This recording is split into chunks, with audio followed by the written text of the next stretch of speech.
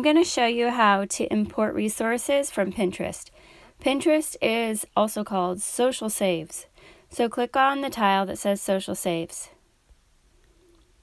This is the same throughout. So anything you save on Pinterest will be in, just so you know, all of these boards. So we have Spanish in here and we don't want it, so we delete it. Anything you don't want, you can delete. And if you notice, we go to Spanish, Social Saves, it's still there. So you can delete from it, but when it pulls something in and we want to delete French, it will pull it into all of them. Likewise with My Saves. The other ones are independent. And I explained My Saves in the other video. So let's go back to French. And we're going to pull stuff into Pinterest. And you click on Import. Now, all of these are just things I was playing with. We're happy to add your Pinterest board if you want us to. Of course, we want it to be a good board. And this is what it looks like if you just pull from a board. Then the user doesn't have to type in the username in the board in the section. Anything you want, you just click off. And don't mind those numbers and stuff. That's where there were accents. And that will be fixed.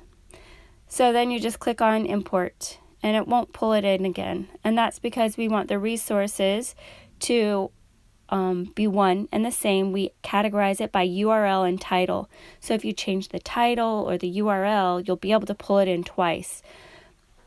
But the reason we don't is so that every time you use the resource in whatever class, it's the same one, and you can see when you used it, and you can also see the notes on how you used it so you can get better the next time. So this is the stuff that we pulled in. So go back, and here's what we just pulled in, and those are all of the resources. So we're going to double tap, and now it's in Lessons. And you can use it into, I just want to see what it is, I'm curious. I need to study French to know what that means.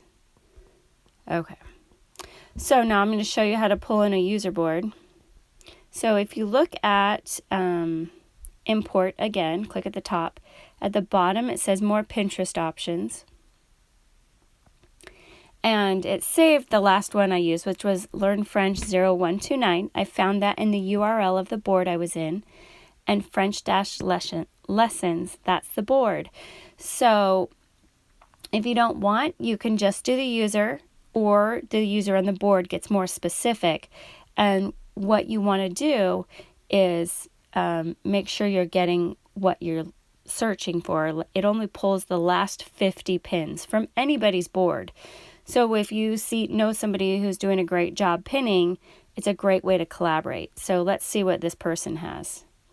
And it looks like there's a lot, for some reason, of duplicates and maybe advertisements. So this might not be a really good one. But let's just click them in and we can review them. Once they're in the app, you can categorize them or delete them. So I'm just going to import them because I'm curious. And what you can do, the best way to go about this is to have a collaborative board that you create, and you invite users and everybody pins to it. So what I did was I put the standards in, and I said everybody pin to this standard, and then we just put in that standard and it pulls up all the lessons that are linked to it.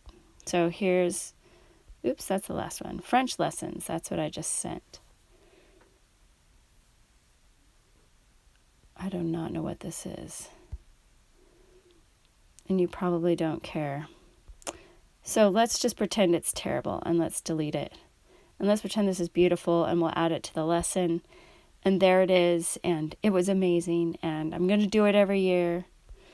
Or if I go next month and I'm going to import, I can see what's new this month by what's at the very top or what's not in the app. And that's a way to keep them all fresh. You just have somebody using Pinterest and making sure they're responsible and putting in titles, and it's a great way to collaborate, and everybody can get it.